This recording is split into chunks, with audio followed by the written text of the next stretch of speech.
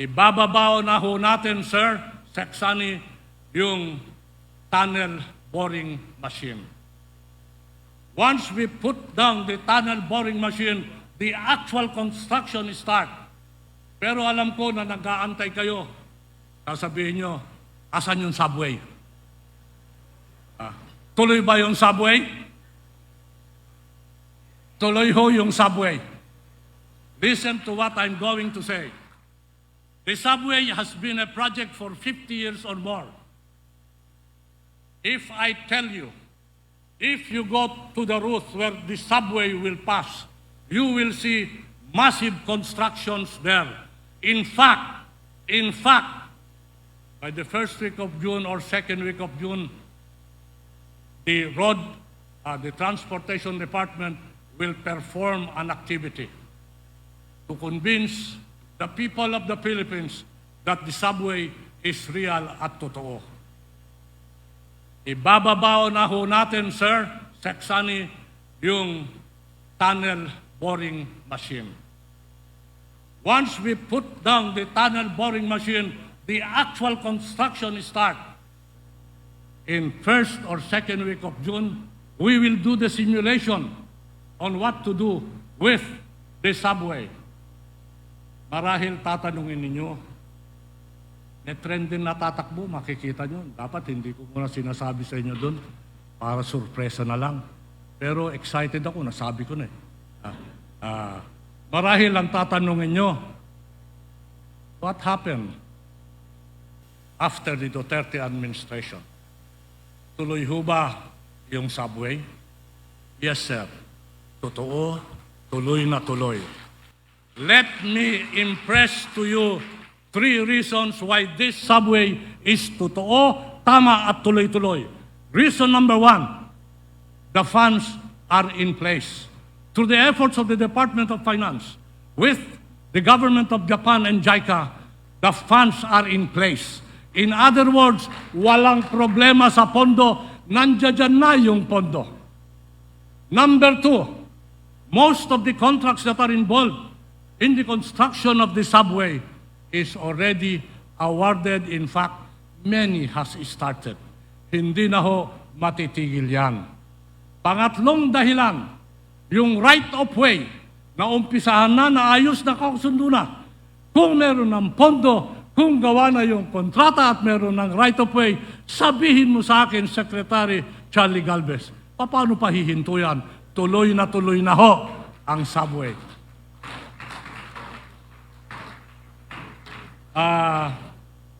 Sana lang pabaunan nyo ng dasal at tulong ang mga dadating na administrasyon upang matuloy itong proyektong ito. Huwag niyong pabaunan ng agam-agam, huwag niyong pabaunan ng duda, pabaunan niyo ng tiwala, pagkat sabi ko, sa katatlong kadahilanan, tuloy ang subway. Nung nag-umpisa ho kami, maalala nyo, tatas na naman siya. Ayaw ko nga. Yung common station. Remember the common station? That was a major problem when the Duterte administration got in. Nag-aaway-aaway yung mga Taipans. Napagkasundo-sundo yan. So, nag-agree na kung saan nilalagay. May kaso pa sa Korte Suprema yan. Tinanggal yung kaso, nag-compromise agreement. Lahat ho yan, away-away. Kung sabihin ko sa inyo, target ho namin na yung common station will be operational, partly operational by 2022 this year. Ito ho yung mga bagay-bagay na mga nagawa. Gusto niyong pakinggan? May oras pa ba ako yung PNR, yung papunta sa Clark, yung PNR, matatapos ho yan, sir, ma'am. Promise. If the new administration will follow the timeline and the strategy we have formulated, this Clark railways will be operational by 2026. 2025 thereabout, target pa rin yun. 2026, baka pwede na. Napakaganda ho ito. Magkakaroon ng connectivity ang ating riles. Maganda ho talaga ito. Gusto nyo yung Bicol International Airport? Bicol Rails? Kung sabihin ko sa iyo, I can start anytime now. San Pablo, Lucena, Candelaria, anytime now. Operational yan after a hiatus of more than 5 years. And this Lucena, Candelaria, San Pablo will be an integral part in doing and finalizing the Bicol Express. Manggagaling ho yan, connectivity sa Makati, papuntang Alabang, Calamba, and then co-connect dyan. Ito ho, buo ang Bicol Railways. Ang Bicol, napakaswerte. Meron ng international airport, meron pang Bicol Express. Hindi ba panalo? Let me just say one thing while I stated that. It goes to show that the economic program, infrastructure program of President Duterte is not bounded by political color. Alam ho natin kung ano yung Bicol. Pero ngayon ho, naririnig ninyo na sa Bicol, nandiyan dyan yung international airport at nandiyan dyan yung Riles, gagawin at bubuin sa termino ng ating presidente. This is an economic program that is not colored with any political affiliation. Mindanao Railways Partial Operation 2025. Iiwan na po natin sa dadating na administrasyon yan. Meron na ho tayong tinatawag na right-of-way mobilization program. Dapat ituloy lang ho yan. Okay ho yan. And so, makikita ninyo, meron ba tayong mapa dito? Yung mapa kanina sa aviation. Can you show the map of the Philippines sa aviation? Yung pula, yan ho yung mga merong bagong airport at merong bagong projects. Makikita nyo na halos lahat sa Republika ng Pilipinas ay may improvement sa aviation. Hindi ba maganda? Hindi ba magaling? Hindi ba panalo si Duterte? Palakpakan nyo naman si Duterte. We have touched on aviation, we have touched on rails. Let's revisit maritime. Earlier I mentioned, eto na, nawawala na. Earlier I mentioned that we are an archipelago. Alam niyo ho ba, mahigit 500, yes sir, 500 projects ang nagawa sa maritime. 500 projects in barely 6 years. Big projects, commercial ports, leisure ports, community ports. Of the more than 500 projects, half of that was done by DOTR and funded by DOTR. Ito ho yung mga community projects, mga leisure ports. Half of that was funded and performed and completed by PPA, some by the other attached agencies. Ano naman po yung mga puertong nagawa natin dito sa maritime? Nandiyan dyan ho yung sa Lumage. Akala ko pabababayin na ako eh. I'm okay. Yung sa Lumage. Ito, cruise port ito sa norte. Wala kayong naririnig na norte kanina, except for Bigan. Di sa Lumage, may puerto ho tayo dyan, cruise port. Actually, nag-umpisa ng cruise port dyan, pre-pandemic. Natigil lang dahil sa pandemic. Ito, natayo ho yan. Married with Salumage is another cruise port at Ilocos Norte. Ito ho, dalawa. Cruise port yan. Magandang pagkakataon yan at maganda para sa ekonomiya ng Ilocos. Yung sa Puerto Princesa, madami ho tayong nagawa dyan. Noon, sinasabi natin yung Puerto Princesa ay, pang turista lang. Hindi na po yan. Meron na hong kabuhayan, meron ng business dyan. In fact, we have connected Puerto Princesa, Palawan with other Asian countries like Malaysia and Indonesia na kung saan makikita mo yung mga improvements. Can we flash on the screen some of the airports that we have put up in Palawan. We have put up ports in Palawan. Go to Palawan and you'll be surprised with so many ports that we have put up. Marami rin hong puertong itinayo kami sa Bohol. Maraming puerto na itinayo sa Visayas at Mindanao. Total nga, kagaya ng sinabi ko, mahigit 500. Imagine, 500 for barely 6 years. Noon, 12 taon. Baka 5 lang ang nagawa eh. Tayo, 6 na taon. 500 mahigit. Siguro dapat lang palakpakan yung economic team saka yung build. Doon ho, makikita natin yung mga improvement. At saka, emphasize ko lang, kasi I don't like to take much of time of the other speakers. I have taken enough already. Kunti na lang. Let me just state that it is only at the time of the Duterte administration that we have passenger terminal ports whose passenger capacity is 3,000, 3,500, 4,000. Never before in the history of this country has there been passenger terminal that capacity is 3,000, 3,500, and 4,000. Never before. And to top it, alam mo ba, sir, aircon yan.